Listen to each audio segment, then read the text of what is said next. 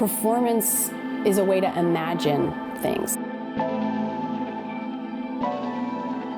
It's a way to imagine how we might want the world to look.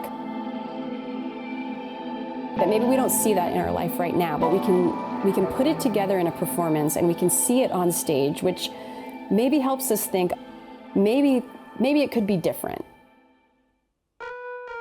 Perennial Movement Group is a program of dance classes and performance opportunities for adults over 50. I founded Perennial Movement Group in 2015. I got an Albert Schweitzer Fellowship, and I pitched a program that would combat social isolation, which is, sometimes faced by older adults, and would also just promote health and creativity. I've always felt that dance is about building community, and that's what this class and this program that Sarah had started felt like. I get to meet people and move with people and create relationships and friendships. When I move with another person, I'm able to get to know them in a way that talking wouldn't do. I found out about the Perennials through a close friend of mine. She went to a couple of those classes and liked it. And I was still kind of reluctant to try it for a while, maybe a few months, and then I thought, okay, I'll give it a try. I just immediately loved it. The style of teaching is wonderful. I've never had dance teachers or probably any teachers like this, but both Sarah and Chloe are just such genuine people, and they never say to any of us in the class that we do something wrong. They encourage us to maybe do it differently or try it a different way, try to change the movement to accommodate any issues we may have with body discomfort. It's a wonderful community. Really good friends and a lot of support and understanding and acceptance. It initially started off with an hour of movement classes, and then we would always have half an hour of snacks and conversation at the end. And pretty quickly I discovered that that was really the heart of the program, was actually the social element and the relationships being built. Early on, I would kind of facilitate the conversations, try to get people to get to know each other. And about, like a month or two in, I realized I wasn't doing that anymore, that they had organically started forming friendships, and that when new people arrived, I wasn't the person greeting the new person at the door. It was someone else who was saying, let me tell you about class. You're gonna do great. We really want you here. They believed what I believed, which is that anybody can dance. We really tailor our classes to whoever's in the room. So if we're teaching a class for people who need to be seated the whole time, that's the class we do. We want whoever wants to dance and be in the room with us, we want them in the room. So however dance needs to look for them, we really embrace that. We're offering weekly classes that are open to the community. They're donation-based, which is something that's really important to us, that dance is accessible and affordable, and they're in community spaces that people can get to and are ADA accessible. My husband has Parkinson's, and he takes a class every week, Dance for Parkinson's, that Chloe facilitates. And it's great for him because there are all these guys who have Parkinson's, and they get to see each other. It's a little social business, and they're doing things that are very good exercises for people with Parkinson's. But when she starts the music, they come alive, and they get up and they move, and you'd hardly know. I mean, it's really an amazing thing to see. Chloe asked me if I would come join on Mondays, because I was dancing with him then, and so I started in on Mondays dancing with the Perennials. I started ballet when I was 3, almost 4. I danced for a long time. When we had children, there was a gap of 30 years. Theater is labor intensive on the front end, and I took a long period when I was being a mom. This has been a wonderful reawakening. That Monday afternoon, that's 2 hours out of my week where I am not a caregiver. I am not worrying about something else. I'm there creating with these wonderful people and these wonderful friends, and dance just feels good.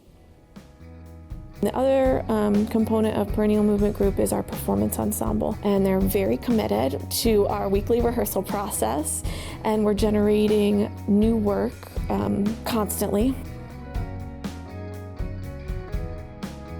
Something I love about our group is that we do have a handful of people who studied dance in college or had professional dance careers, but then we also have people who discovered that they were dancers after the age of 50. They started taking dance classes, they started coming to our rehearsal process and actually contributing to the rehearsal process. And I love that that was something that probably wasn't on their radar as a 20-something. And then after the age of 50, they discovered this love for something new. And I think everybody in our group would now say that they're a dancer.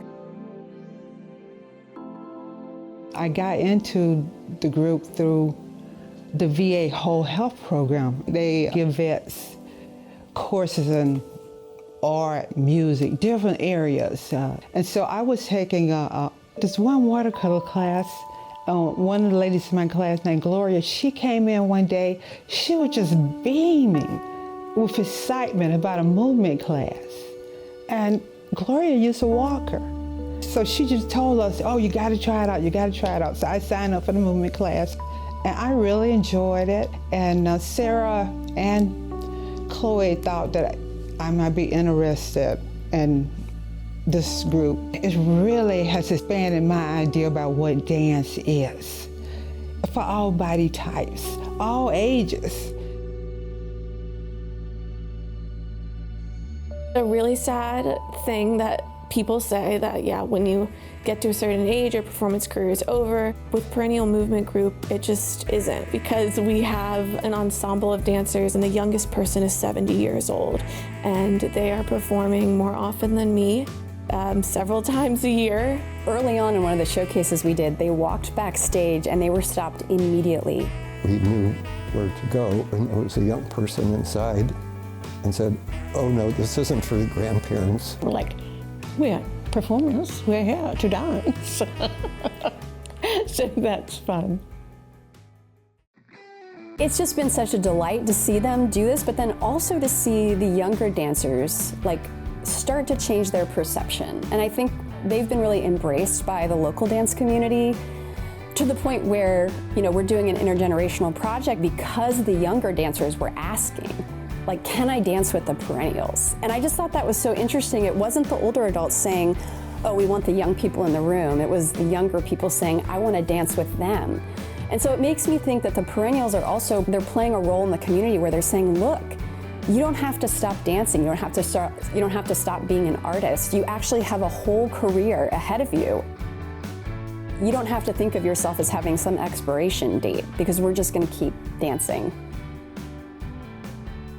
We live in these wonderful bodies, and as they age, our movement preferences shift, and so much movement is available to people who are 30, 40, 50, all the way up to 90, 100. I think it's like a lens shift and a values shift. And as soon as you start asking, what can I do, rather than what can't I do, so many possibilities open up.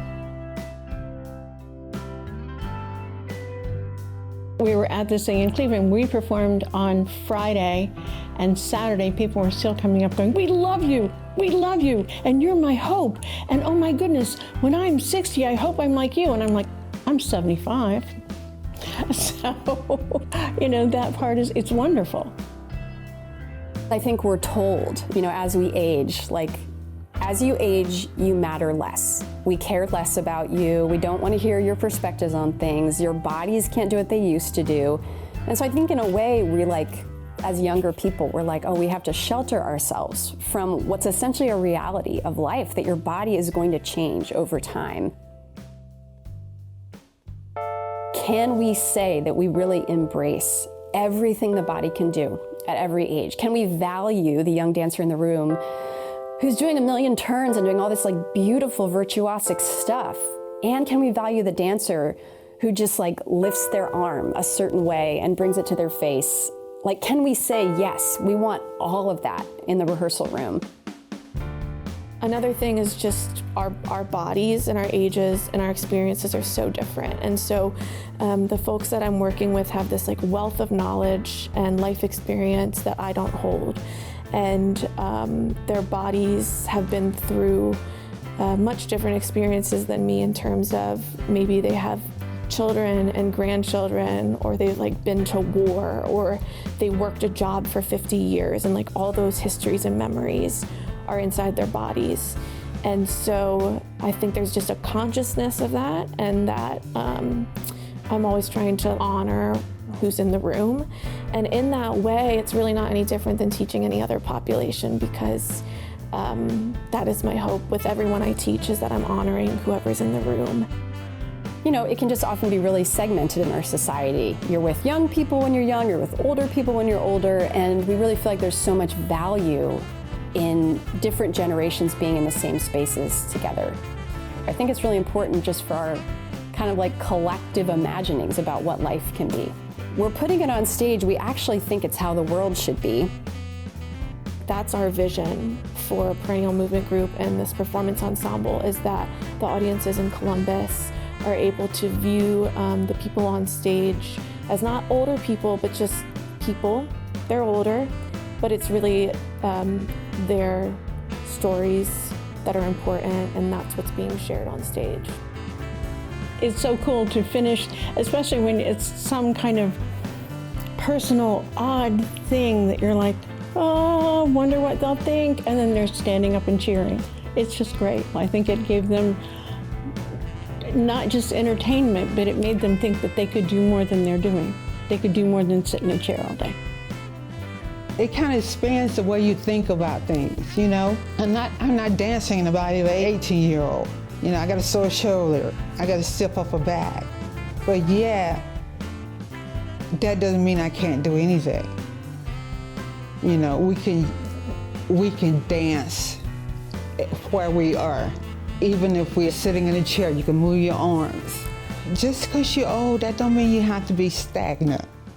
I just stand in amazement of seeing people in the group in their 80s who are not just dancing, but performing. You can feel the emotion, the message they're trying to present. Community is probably the most valuable part of it to me. Very, very supportive, encouraging, accepting. Oh, it just lifts my spirits to the sky.